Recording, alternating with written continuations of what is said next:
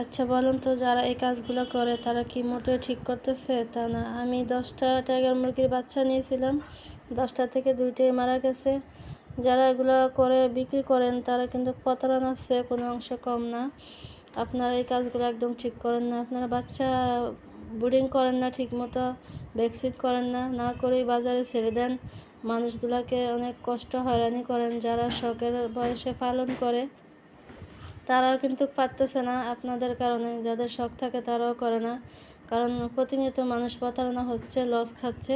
তাই শখ থেকেও মানুষের শখ পূরণ করতে পারতেছে না আপনাদের কারণে। আমি অনেক রকমের মেডিসিন খাওয়াইছি, কোনোটাতে কাজ হয় না। প্রথমে বাচ্চাগুলো ঝিমাইছে, পায়খানা করছে, এখনও ঝিমাইতেছে, 2টা বাচ্চা মারা গেছে।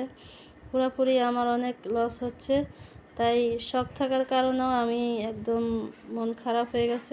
শুধু আমি না, যারা আমার মতো এভাবে বাচ্চা নিয়েছে সবাই একদম ঠকে গেছে। বাচ্চাগুলো মারা যায়, টিকে না বেশি একটা, খুব কম। আপনারা যদি ভ্যাকসিন করেন, নিয়মিত ব্রিডিং করেন, বাচ্চাগুলো অবশ্যই ভালো থাকবে, সবাই নিয়ে লাভবান হবে। যার যার ইচ্ছা তারাও ইচ্ছা পূরণ করতে পারবে।